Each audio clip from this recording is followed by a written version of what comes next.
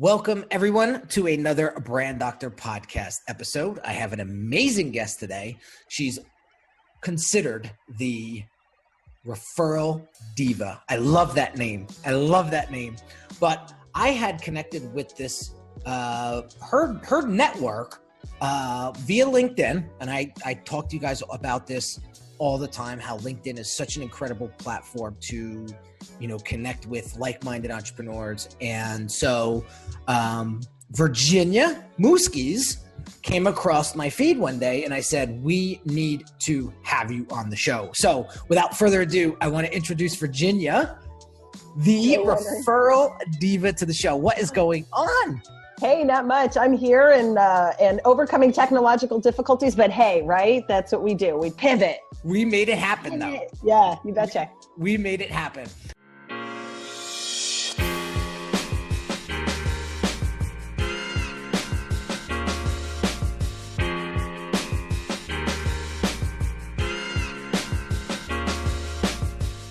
So, real quick, I like to start off every show with giving the audience a little bit of background on how you became the referral diva and why we should be paying attention to what it is that you have to say today, because what we're going to go over today is very, very important when it comes to building brand and growing business. Yeah. All right. So it all started way back when I was a little girl. Sorry, I won't go that far back. Look, I'm the daughter of a very successful entrepreneur. My dad worked for corporate America. He was in data processing with like Unisys or Univac. I can't remember which one was what. And then there was like this corporate merger and they were like, John, we're really excited to have you stay on board, but your first order of business is to fire all your guys. And my dad's response being he was a Republican at the time, but that's now kind of more like libertarianism. So he was like, I'm a Navy man, sir. And a Navy man goes down with his ship. And they were like, well, here's your box. We will miss you. Okay. So, he was courted by a bunch of people and they all wanted him to like build these $1 million sales divisions for them. And he was like, well, heck, if all these people think that I can build $1 million sales division and they can control me and tell me where to live and what to do and sort of Stepford wife it, right? Mm-hmm. Why don't I just like go build a brand on my own? And he did. And the long and short, he had the same ups and downs as any entrepreneur, nearly lost it a couple of times. Some well-meaning friend like gave him $5,000 and that saved the day. And he built this big empire. And I think what really struck me about being an entrepreneur from the time that I was young was that, entrepreneurs are really single-handedly responsible for creating jobs and supporting families and sustaining families and that sort of thing. And I grew up in Flemington, New Jersey, which you're familiar with. And that's like small town America. Back in the day, we didn't have Walmart. We didn't have chains. Everything was mom and pop, right? And so I learned that entrepreneurs care. They care about their community. They care about their people. My dad was giving people health care benefits before that was something you had to do. Right? It was like, if it was good for him, it was good for his people. So I really learned that that's what entrepreneurs do. So I knew growing up somehow or another, I'd end up in entrepreneurship. It was a long and bumpy road. But when I was, I had my first kids, I became a Mary Kay sales lady, which I know most people don't think of MLM as being entrepreneurship, but it really is. And I failed really, really bad. I was successful until I wasn't. And then I got a job with a guy. How'd you feel bad? Oh my God. I racked up like $20,000 on 3 different credit cards. It was at 0%. And I had product on the shelf. But the big thing is, listen, if you're listening and you're racking up stuff on your credit card and not telling your spouse, that's very bad. Don't do that. Okay. Anyway. So, marriage crisis, financial crisis, marriage crisis. I had 2 little kids, I was convinced that God wanted me to be a Mary Kay national sales director. So I threw my resume out on Monster and I was like, since God wants me to be a national sales director, he'll never find me a job. And 3 days later, this guy named Brian calls me. He's like, I want you to be a director of my educational center. So I ended up doing that. And here's where the entrepreneurship thing, this is where the story that you're asking about starts. The first year I did this, the idea was it was an inside sales job. He would make the phone ring. I would sell and convert. And I was badass. I had the highest conversion. I had the highest everything, right? Except the phone didn't ring enough for me to meet the goals. So it wasn't my fault we weren't meeting the goals, but I was being held responsible for that. So after what I call the the snot fest, like he and I are still friends and we still refer to the snot fest, which is the day when I showed up in his office and I was like, I can't do this. And he just sort of looked at me and like took this box of Kleenex and pushed it across the desk and just looked at me with the curiosity of like a gorilla looking at a human, like, what is she doing? And then I finally kind of got my act together. I was like, am I fired? And he said, not yet, but you need to fix it. Here's an opportunity, run with it. That opportunity was No Child Left Behind, contract sales. And so I went out. First year I did about $176,000. It was a killer. We advertised, we did everything we knew, nothing worked. And then I realized that I was going to have to go the BNI way, which I'd been in Business Network International. So I was like, oh, do it by relationship. So I went out, met a bunch of connectors, met a bunch of influencers in East St. Louis and St. Louis City, figured out what they needed, used my marketing budget to give them what they needed, told them specifically what I needed. And the next thing you know, in 5 years, we're at $2.5 million and I did it all by referral. Wow. Yeah. Okay. Excellent. All right. So you built up a $2.5 million book of business by referral. By referral exclusively. Zero advertising, zero traditional marketing, zero social media, because it really wasn't a thing back then, and it certainly wasn't in the urban environment, right?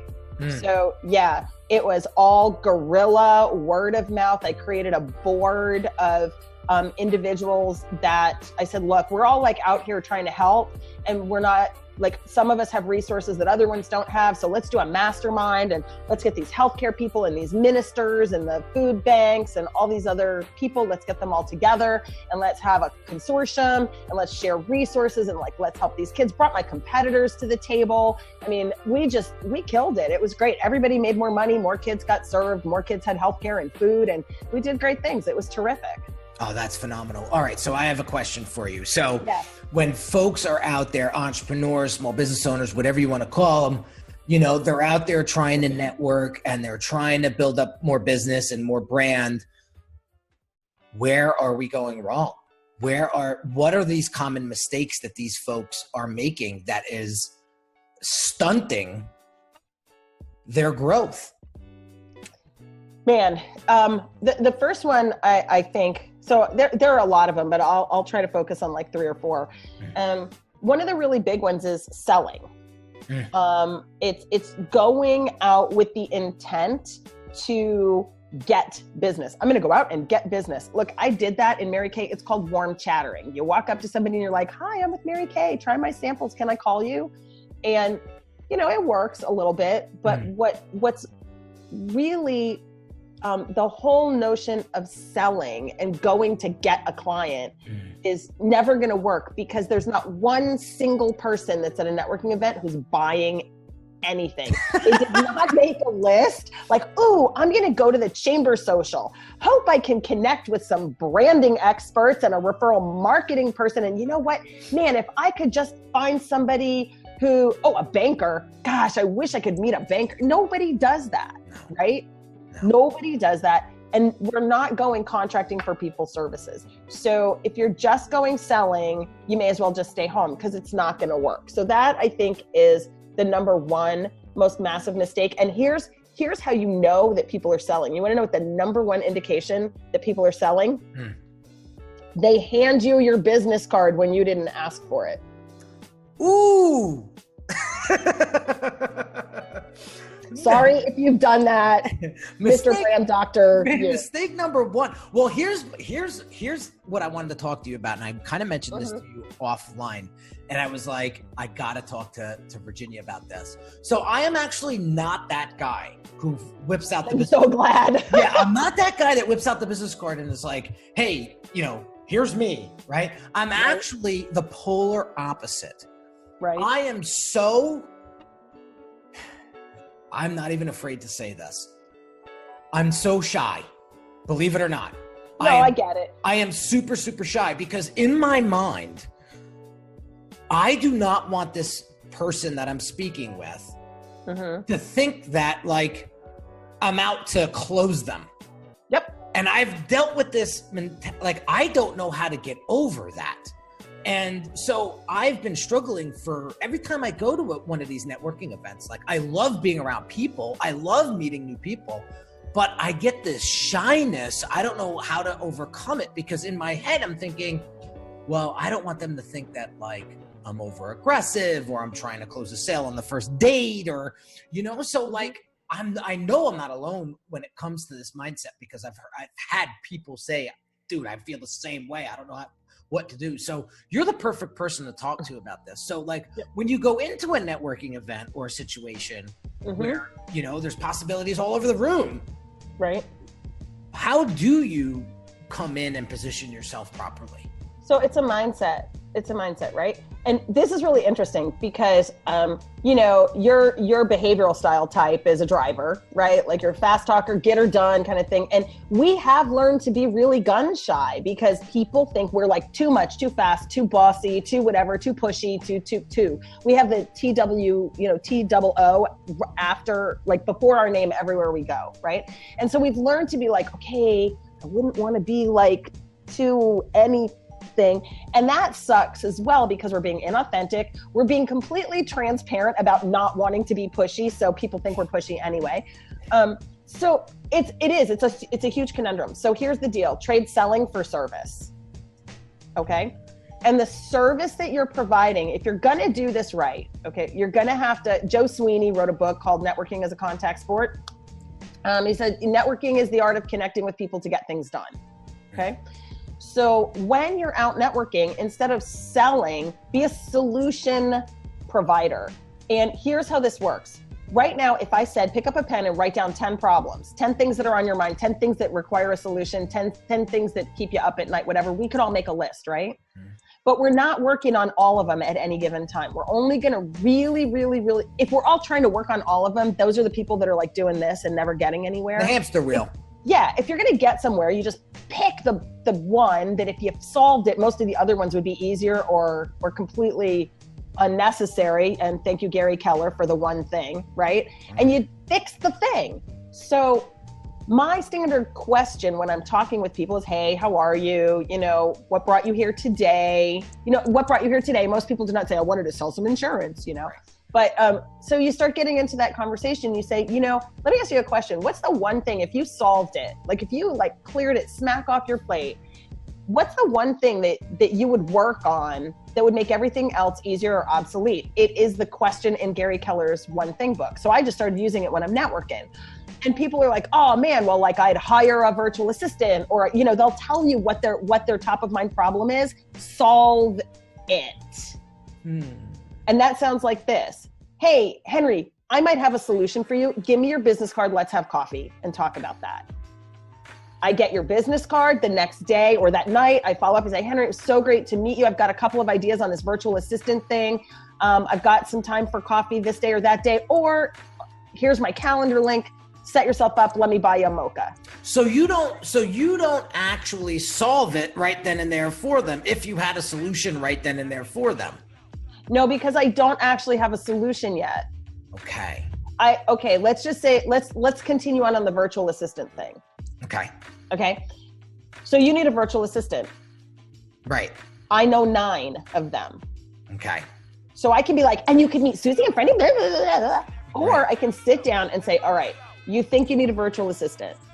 What up with that? What do you need done? How does that, and I can't do that at a networking event. I need 20, 30 minutes of your time to help you solve that problem. I love it. So let me just highlight this real quick, because this is brilliant. Gold.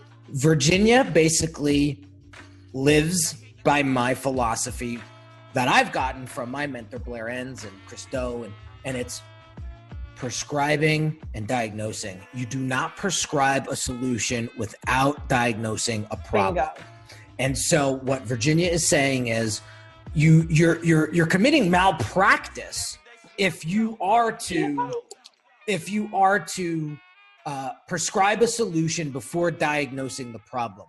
And so what Virginia's saying is take them offline, take them outside of the event, and sit down with them and really get to understand what their pain points are, what their challenges are, dig real deep, and then you'll be able to you'll be much more valuable to them. So I just wanted to highlight that. I'm not going to beat a dead horse, but continue. I totally, if you will give me permission, I am going to coin this phrase, networking malpractice. Go for it. Go for it. Love it. So the idea here is, I just want to find you a solution. Now, I know there are a whole bunch of people listening and they're like, well, how is that going to get me like a sale? How is that going to get me a sale? Well, here's the deal. That person only cares about their own pain and their own problem at the moment that you're talking with them. Okay? So you've got to be the aspirin to their problems, because then when the need comes up or when they feel the pain or the problem that you solve, you are the go-to person for that. So this networking thing, most people confuse networking, along with confusing it with selling, with cold calling, right? I'm not walking around a room cold calling. I'm creating relationship, and that is a slow burn. You do not walk into a bar, see a cute girl and be like, let's go to bed, marry me. I mean, at least you'll buy her a drink and see if when she opens her mouth, she has some intelligence, right?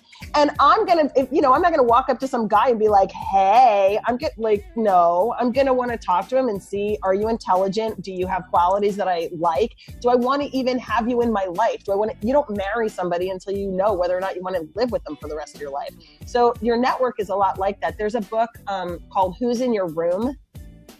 And the premise of that one is like, if there's a doorman, you got to have a doorman. And if you had a room, if your network were a room and once they got in, they could never get out, would you keep all the people that are in your room? Like, would they get to stay? Because did you let them in on purpose, or did you just like let them in and now they're just annoying you and now they're just taking from you or hurting you or weakening you or debilitating you in some way? So I want to stop there for a second. Yeah. And I want to shed some light on that. So what you're saying is you want to pre-qualify your network. Yep. Yeah. So, I see so many of us out there, we fall into this trap of the person buying has all the power. And it's so false. And so what I train my clients to do is really pre-qualify the client. And really turn the focus on a win-win situation, right? Versus a I win, you lose, I closed you, you bought. Like, you know what I mean? Like, so it shouldn't be that way. It should be a win-win across the board. And I love what you're saying. If you had a doorman, if you had to let that person in and they couldn't get out for the rest of their life, would you let them in?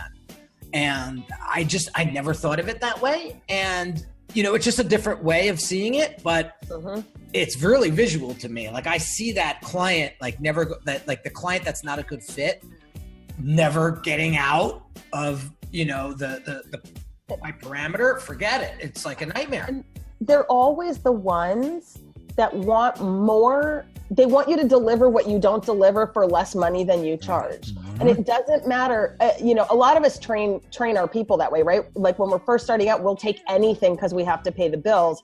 And then we start realizing that I've got all these clients that take up a lot of time and they pay me $1.72 on the hour. And so, discernment is really important. But more than anything, look, I believe that every human being on the planet is worthy of my compassion, my attention, and they're worthy to be affirmed as having human dignity. I am not the solution for everybody. I do not aspire to have 10 billion clients. If I have 50 really good clients that I can help during the course of a year, I'm really good with that on my consulting side. On my BNI side, if I added 100 clients a year to my BNI network, that would be a really good year. So I'm literally talking about getting to know and onboarding into my life 150 people in a year. I can be discerning about that.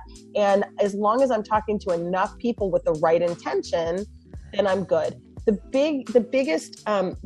other two things that I want to just put out there for you is, number one, this is, I think, where you help your clients an awful lot. A lot of people are out there networking, and they're networking their widgets. So they're saying like, oh, what do you do? I sell widgets. That's not what you do. You solve problems for people, and the tool that you use is a widget.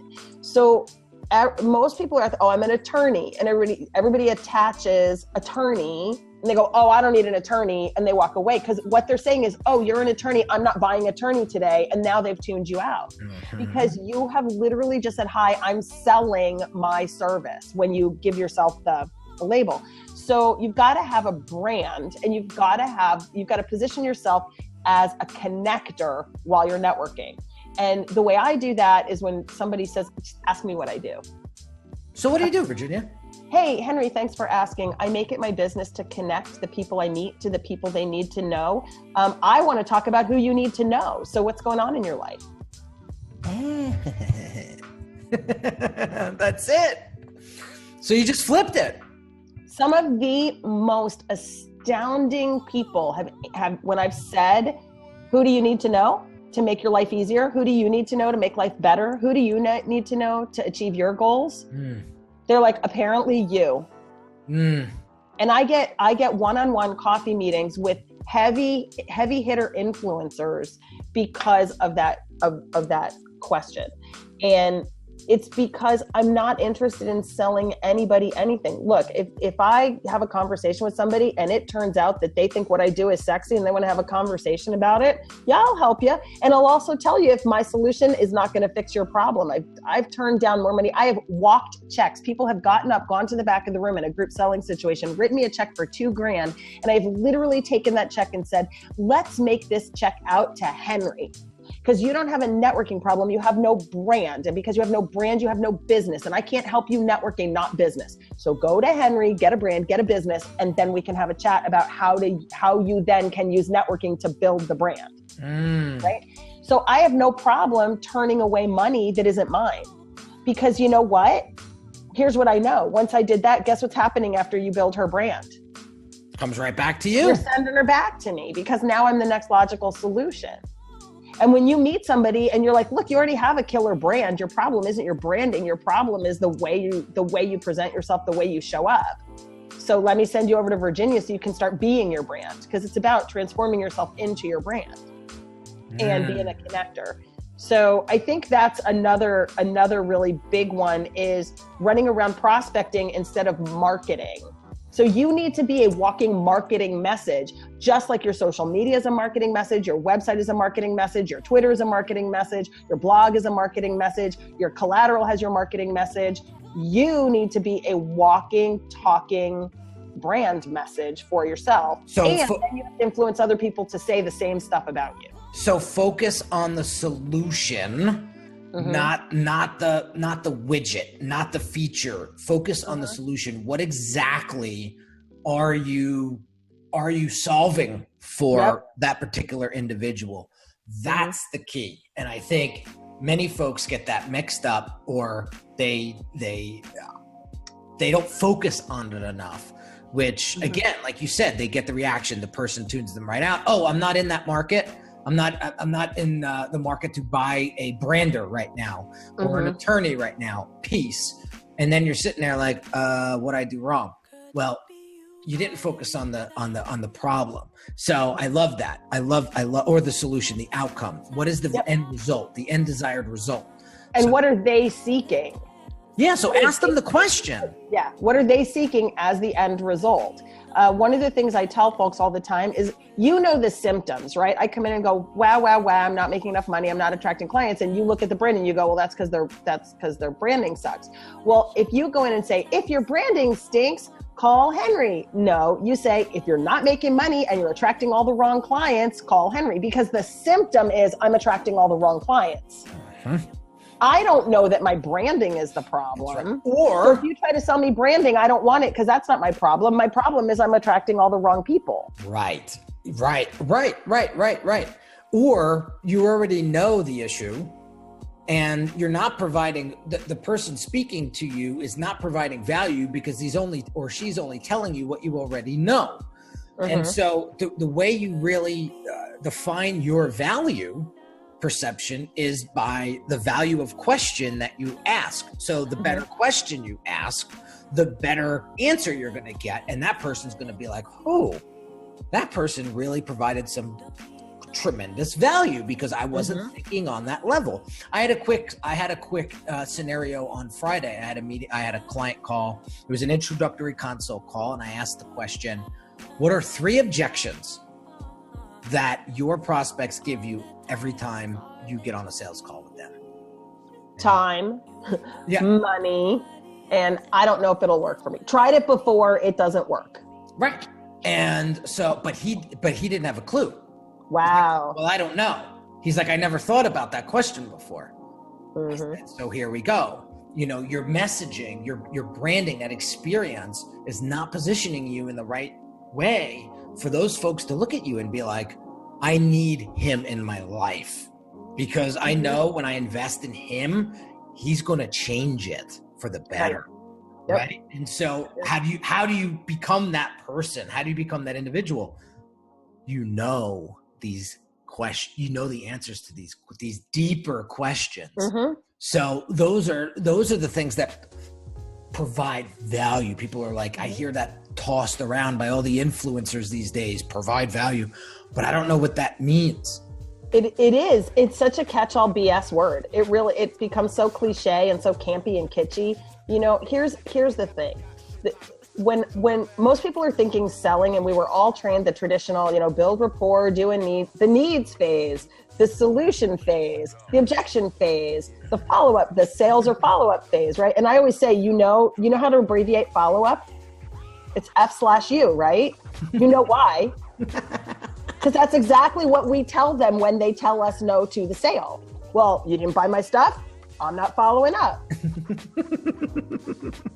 you, right? So I'm like, dude, do the follow-up first. If it takes 5 to 7 touches to get a sale, do them first. Do them first. Do the follow-up first. So that's my last big thing is failure to follow up and failed follow-up.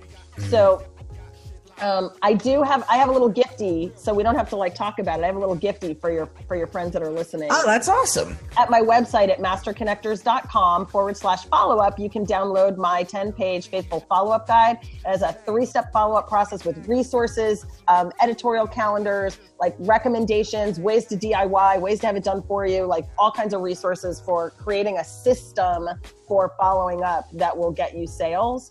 And a big part of what we do is about how will I build relationships? So screw add value and start thinking make friends, build relationship. We're not adding value. We're just building relationship by loving people, by caring about people, by solving problems for and with people, pointing people in the right direction. It's like, you know, if you sell haircuts and I'm dying of thirst, I don't really care about your damn haircut. Like, you need a haircut. Yeah, and I need some water too. So the only thing that's on my head is water. So point me in the direction of water, right? Take care of what I'm clamoring for. And eventually you'll be able to help me transform my life and my business into something better. But most of us we're just like missing the crazy boat on how we're treating people. We're not creating relationship. And when you're creating relationship, you spend most of your time with somebody. If you're going to be with them for an hour, create some relationship.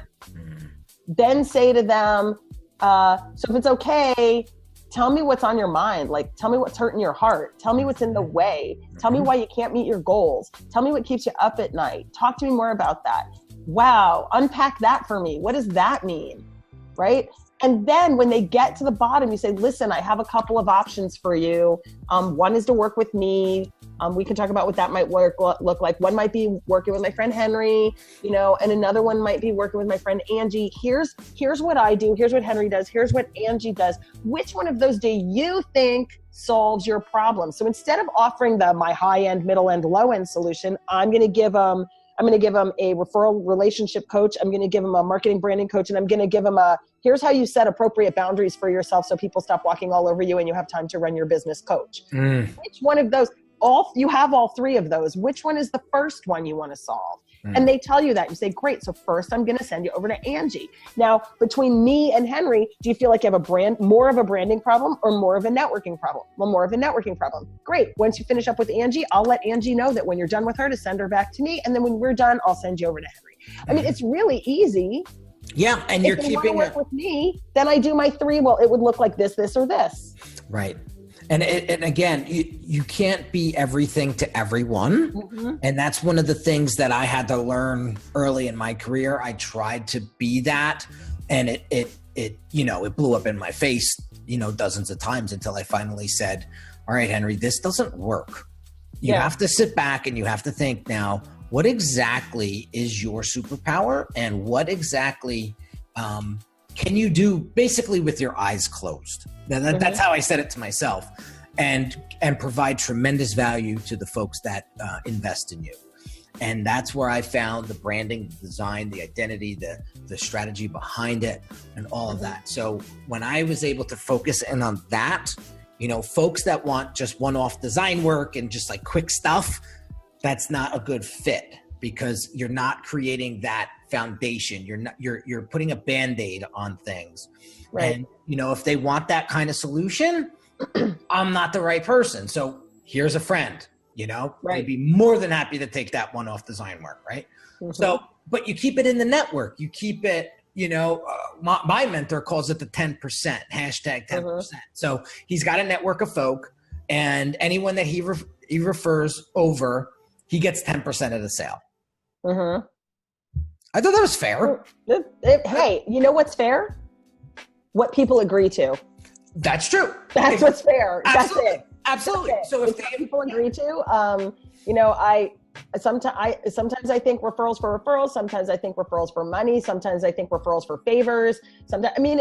It's what 2 people want to work out together. And then so I have 2 things I want to share. I know we're running long, but I got to share these 2 things. Go for it. One is, if you're making deals with people, referrals for favors, referrals for referrals, whatever, put it in friggin' writing, just like you would if they were going to pay you money. That's number 1. No one thinks twice about, okay, Henry, I'm going to work with you and I'm going to pay you $300 or $3,000 or whatever. And I sign on the dotted line and we understand, and we're going to review this in 90 days, right? Create an agreement, for God's sake. Put it in writing. Have both people initial it, sign off on it. Not because we need to be like, what are you going to do? Litigate it? No. But in 90 days, you can come back and say, did I do what I said I was going to do? Did you say what you said you were going to do? And if we didn't do what we said we were going to do, we just hurt our relationship. So how about if we back down a little bit and just agree to be really nice acquaintances, and we'll be really nice to each other, but we won't make false promises that make us hate each other because we don't honor our expectations. That's number 1. And that leads me into this last mistake that people make, and people don't even know you need to do it. Most people think that your network is your network is your network, and it's not. Some people don't even belong on your referral island. They're just nice people, and they sing Kumbaya with you and eat s'mores, or they're happy to recommend a book, but they're never ever going to refer you. And you trying to get referrals and sales out of them is like squeezing blood from a stone. So it's not worth it. And then inside that referral network, not all people are created equal either. Some people are just friends and they're just business acquaintances. And some people are heavy influencers, and they can influence massive quantities of people to show up at your door and buy your stuff. And there are levels in between. So I call it the 5A. It's the 5A referral process. Starts at acquaintance, ends at affiliate, has some steps in the middle, 3 to be exact. But you got to have an organization process for knowing who does what in your network, so that you can expect from them contractually in your head what they can give to you based on their connections and their influence and their willingness to bring it to the table. I love it. I did.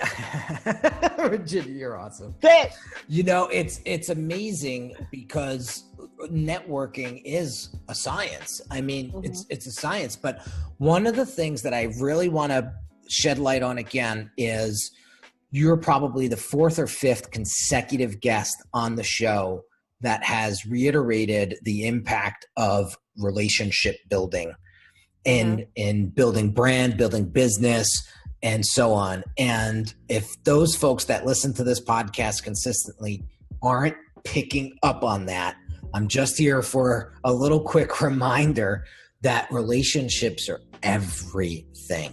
And that's how you build a great network. And Gary Vaynerchuk talks about the 51-49. You want to be the one delivering 51% at all times, and that'll just position you as a great asset. The fiduciary, the trusted advisor, however you want to be perceived. But if you give more than you receive, dude, it always comes back. I mean, you can't expect it. You can't every good deed you do, you can't sit at the door and be like, well, when's it going to come back to me? You know, exchange expectation for appreciation. Just appreciate the connection. Just appreciate that other person that came into your life. Like, Virginia, I can't begin to tell you how much I appreciate Rebecca connecting us because I need it for whatever reason. I don't believe in coincidences. Sure. Not to get all woo-woo, but you know, there was a reason why Virginia Muzquiz is on this show today. And it's to help this audience understand the importance of connecting the right way with great people.